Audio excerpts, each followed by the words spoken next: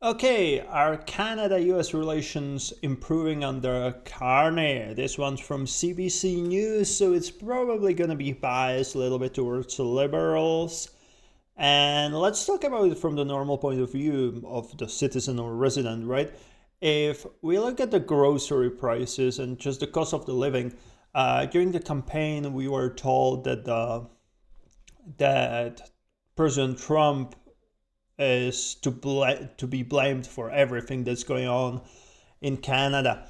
So we know Canada dropped most of the tariffs. I'm not really sure if the US dropped any tariffs, but looking at the price of groceries and just all in all affordability of life, uh, it doesn't look like the relations get better, or if they did, it means someone lied to us. So let's see what the CBC has to say about this. A delegation of 5 U.S. senators were in Ottawa today on a mission to deepen ties between our two countries. They met with the Prime Minister and the Ministers of Foreign Affairs, National Defence and Industry. And we hope that this meeting will continue very positive discussions toward ensuring that some of the cracks that have appeared in the relationship in recent months are healed and we move forward together. Those cracks in the Canada-U.S. relationship were something Prime Minister Carney spoke about with his cabinet at their retreat this week. A relationship. Do you remember how Carney was like, the relationship is never gonna get fixed and we're gonna elbow up and fight Trump until the last breath of Canada and I'm gonna fix everything, and yeah. That he says has changed forever. We had, for almost half a century, we as Canada, a relationship with the Americans which were a steady process of deepening integration. And that process of deepening integration is over. We are in a position now where we cooperate when necessary, but not necessarily cooperate. Wait, why should we trust him at all? We all saw the meeting between Trump and Carney, right? Obviously, we didn't saw what's going on behind the closed door, but the stuff that was publicly broadcasted, Carney looked like the best, I wouldn't say best friend of President Trump. I would say he looked like someone who wants to be best friend of President Trump, or, you know, kind of like high school stuff. You want to be friend with the popular kid. And now he's back to this campaign Carney again. US bad, US-Canada bad relationship. So, well, maybe you should do something about it. Carney also said his government may cooperate on U.S. President Donald Trump's Golden Dome, that multi-billion-dollar missile defense system. In the campaign, I promised the American people that I would build a cutting-edge missile defense shield to protect our homeland from the threat of foreign missile attack. And that's what we're doing. And we'll be discussing Canada. They want to hook in and they want to see if they can be a part of it. That sort of makes sense. I guess that's what I was talking about. It does make sense. It automatically makes sense. And it won't be very difficult to do, but they'll pay their fair share. We'll see how the government is planning for all of this next week. The King will deliver the speech from the throne on Tuesday, laying out the government's priorities and kicking off a new session of Parliament. On topic, our party insiders are here. Greg. New session of Parliament for what, 2-3 weeks until they go back, and they're not even gonna come up with the new budget. It's just a joke. Especially since Mark Carney was supposed to be economist, right? Like, wouldn't he push for the budget? It's ridiculous that we don't know what we spend money on, right? And we don't even know how much money we have to spend. We just know that Mark Carney wanted, 150 extra billion deficit or something like that? Just ridiculous. Greg McEachern is a former Liberal ministerial advisor. Fred Delory is a former Conservative campaign manager. And Melanie Richer is a former communications director for the NDP. Hello to you all. You made it to Friday. It's been a mercifully quiet. Is that the fake conservative again? I know last time he said something that sounded more liberal than conservative. Let's see if this time it's gonna be similar.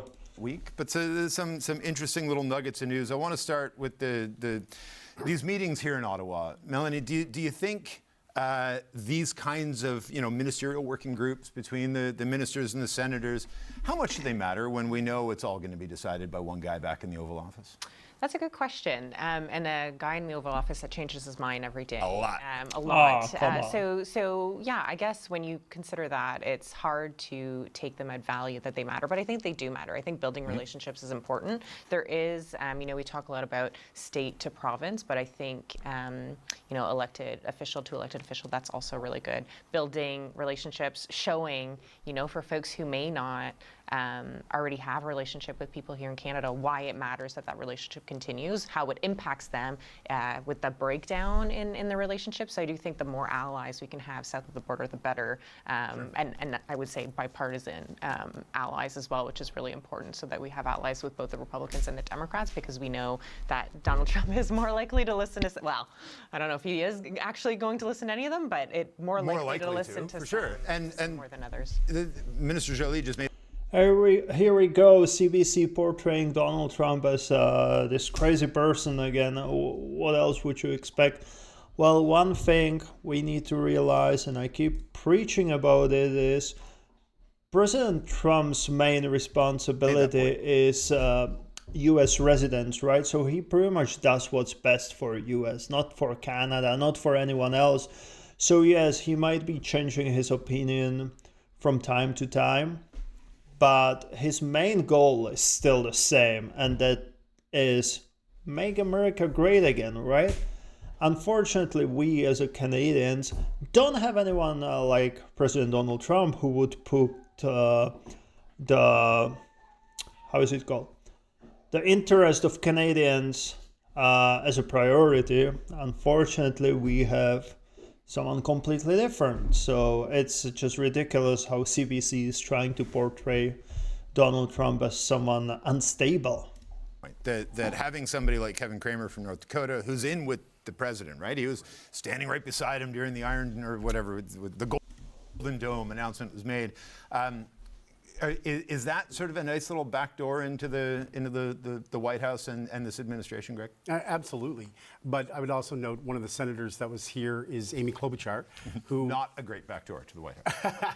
No, but reminds us that we have had a long history with the United States. And although I believe the Prime Minister is correct, that what the President is doing is untying things that are going to be very, very difficult to tie again. Okay, well, let's dial it back a little bit. Let's talk about that Golden Dome. Do you remember what was the biggest issue, or one of the big issues President Trump had with Justin Trudeau and the Liberal government back then? It was pretty much military spending, right? Canada not really being able to protect itself without the US. And then obviously like illegal immigrants and the drugs going across the through the border to smuggling the drugs, right? So that was one of his issues. So now if the Canada will contribute to the Golden Dome, of course US is going to be happy about it. Of course President Trump is going to be happy about it, because if we pay our fair share, that's exactly what he wants. The relationships will get better, and it's now up to Canada if they will really agree with it and pay the fair share. Also, I don't remember if Mark Carney promised to give military more money. I know Pierre Poilievre wanted, and that's something, again, President Trump would love, because he wants the safety region. And Canada, even though we're not part of the US, we're still on the same continent, right? Like, we're neighbors to the US. So we need to be able to defend ourselves as well. And that's one of the things President Trump wanted Canada to do, to up the military spending. So I definitely think if Canada will agree with Golden Dome, it's going to help. But, I look at this. My mother's father was from Boston. His family came to Nova Scotia, and they decided to stay there. We always had an affinity, what we call in the East Coast the Boston States. A lot of, prior to Alberta, a lot of people found jobs in, the auto industry, could be on both sides of the border or in New England. I looked at some of Klobuchar's tweets today. She was here when Biden was here 2 years ago. Right. But this is a woman who kicked off her presidency in a blizzard. So I think she understands Canada in a way that perhaps some other politicians wouldn't. But she knew about the Professional Women's Hockey League. So and senators are around. They have 6-year terms. Trump has let's hope, just a 4-year term. So I do think we're seeing those senators. Ridiculous again. Again, only on CBC, only on biased legacy media, he can say some crazy things like this. Yes, we're joking about President Trump having the 3rd term, but really, are you trying to be a serious media and you're gonna say stuff like this? Jean Shaheen was, again, I'm trying to remember, Vermont or New Hampshire. Vermont. Those people are looking at the long distance, marathon of this and trying that, once Donald Trump is gone, what can we do to get things together? It's sad, though, that we're looking that far down the road. Fred, what's your take on all of this? I think anytime you can have this cross-border conversation with people who do have the ear of the president, it's true, he may wake up and come up with a completely new idea or plan. The Golden Dome is something I never thought we would hear about this week or any week. But having people that can communicate to him and talk to him about the issues and the whole process and where we're going. I do find it odd, though, that Prime Minister Carney went and said, like, we're never going to be as tied to these guys as we are, but we may join this will be just fine. Golden Dome security shield. It's such a contradictory comment, and I just don't understand it. I'm not opposed necessarily to the Golden Dome. Well, again, you see how Prime Minister Carney is behaving, right? It's he says one thing to the Canadians, then crosses the border, and out of nowhere, he's a completely different person. And that's something I was afraid prior to election, that we don't know where his loyalty lays. And don't get me wrong, like some of the things he does right now, he definitely took from Conservatives' playbook. So I'm kind of happy about it. But again, I'm skeptical because I don't think we can trust him. And this just proves my point. He's different person in Canada and then different person in the US. And we saw it with Brookfield, right? In Canada, they're trying to invest into the net zero, clean energy, all of that, yada, yada, yada. But then you go across the border and they're buying pipelines. It's exactly Carney's behavior. So, yeah, I'm not surprised at all. Like, elbows up in Canada and then go kiss Donald Trump's whatever in the US, right? Because I don't quite understand it. I don't have enough information to say myself my opinion on, but it's just, there's this weird thing happening with Carney where, he's the man with the plan, but we don't have a budget, don't have actual mandate letters to cabinet ministers. There's just this, I'm not but there's sure a lot of connectivity on defense already. NORAD would be one. Sure. NATO, let's hope NATO the whole stays Star Wars intact. program that Ronald Reagan pushed was totally kiboshed, and we said no to it. So absolutely. It's weird But now to say we're not going to be, the relationship has changed, we're not going to be as close, but by the way, we're going to completely fundamentally But I think change. the tell there is what Trump reads, which was the policy, and then he looks up and he just starts riffing, and you just, like, let's be honest, I'm not going to speak for you three, but you start to smile because you just think that sounds ridiculous. So there obviously is some sort of policy behind it, and there have been conversations, but it's the other things that Trump starts saying where you just kind of go, I don't know if I actually believe that. Do you believe it? And should we as voters, citizens, whatever you want to call it, buy this? Because I don't. What are they talking about? You know that Israel has a, what is it called, Iron Dome? I know the size of Israel versus US is completely different. But again, why can't you have like multiple Iron Domes in every state, and then eventually it's gonna create, okay, this sounds ridiculous, but it's gonna create Golden Dome, right? And you can do the same thing with Canada, and I don't know, again, I think it's in North America's best interest to have a defense system like this. And I think Canada should be happy that President Trump even gave them the opportunity to participate in this. And obviously it's not a project that's going to be finished in 4 years, even though President Trump promised like 2-3 years and it's done. But yeah, for the future it's definitely good. Like, you see what's going on around the world. Know what's true and what's not either.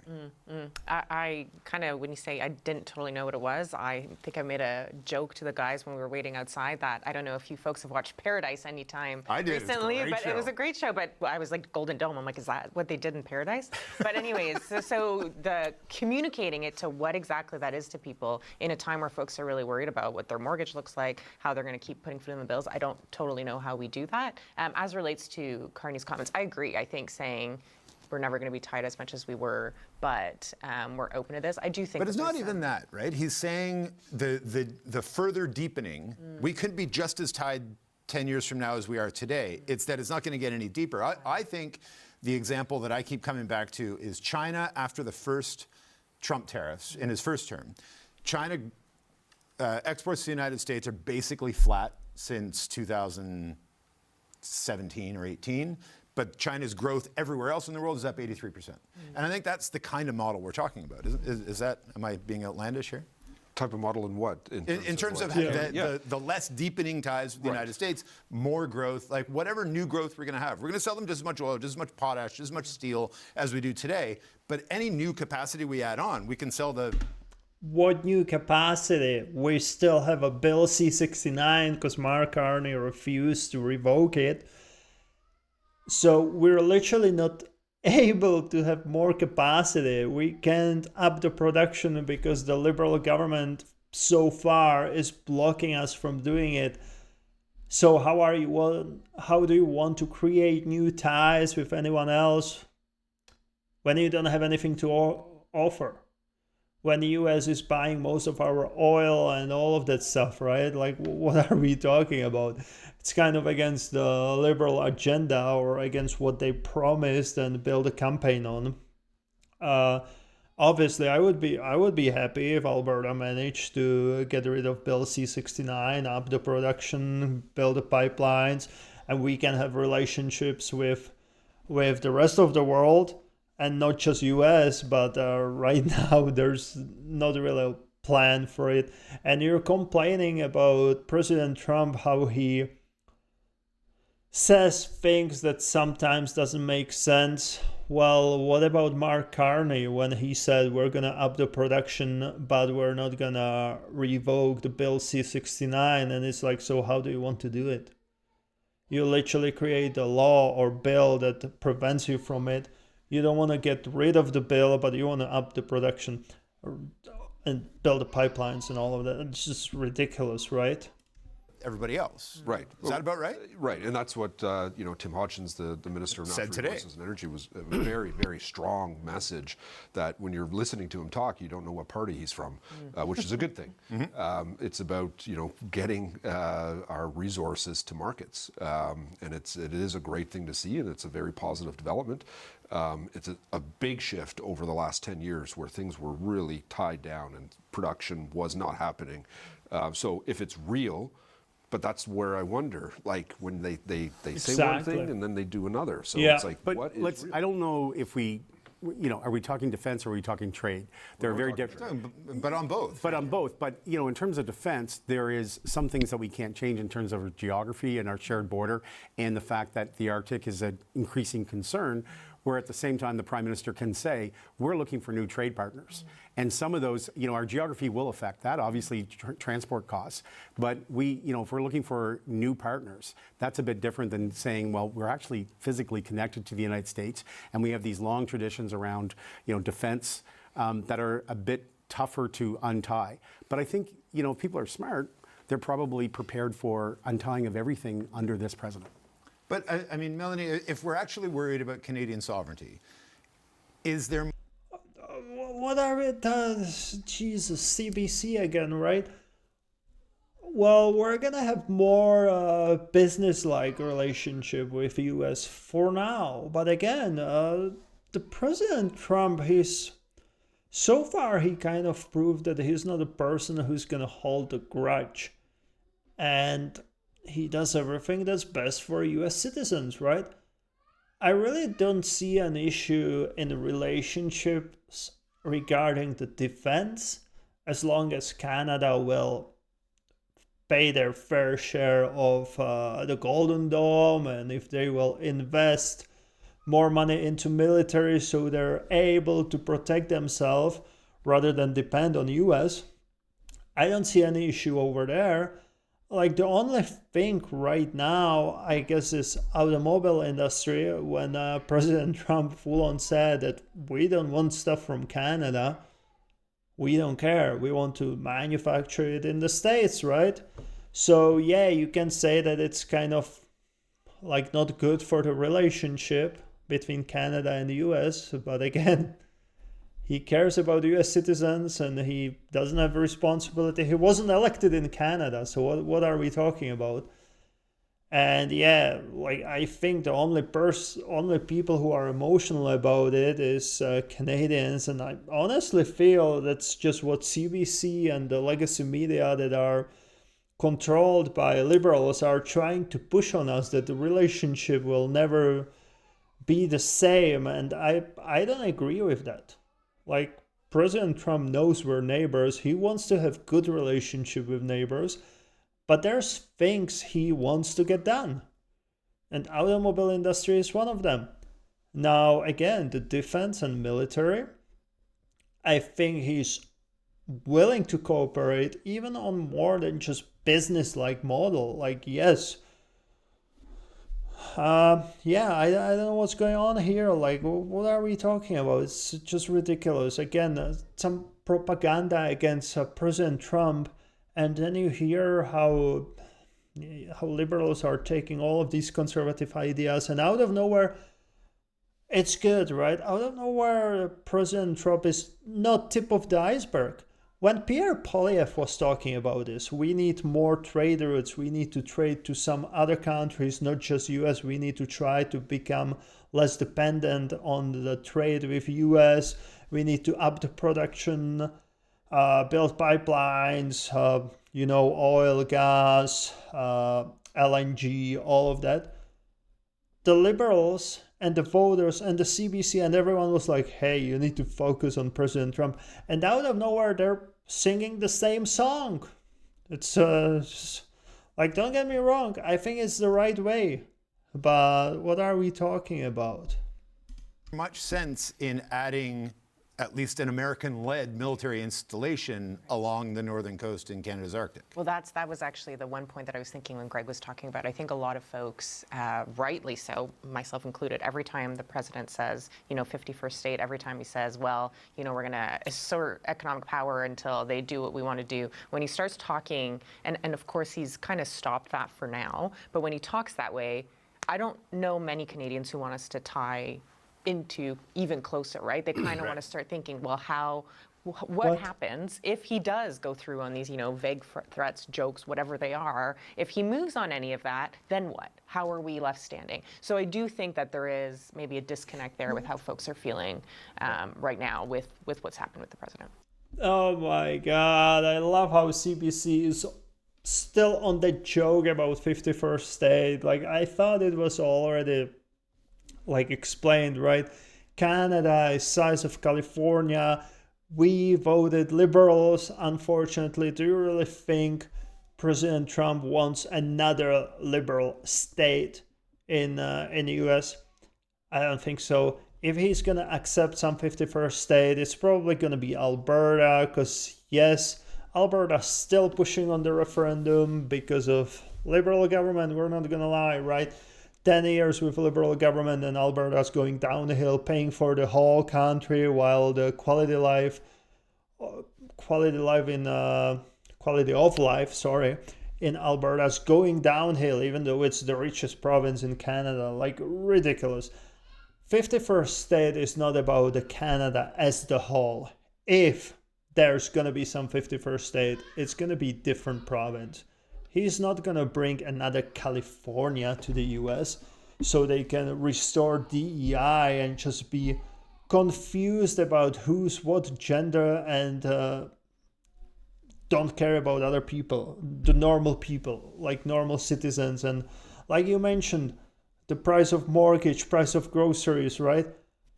Did Biden's administration care about all of these things? No, they didn't care about mortgage, groceries. They didn't care about normal people. They just cared about foreign policy and the wokeism and all of that. It's I wouldn't believe CBC is gonna be this biased, but obviously they didn't disappoint.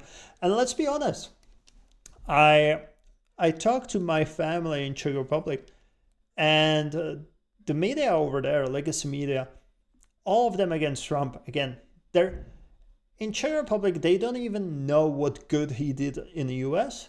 They know only about the scandals and the bad stuff that happened, but nothing about getting rid of DEI, which is actually good, right? Because out of nowhere you have to hire based on merit, revoking visas, student visas to pro-Hamas demonstrants. It's like ridiculous. Hamas was deemed terrorist organization. You're pro-Hamas. Obviously, they're going to revoke your visa, and they should.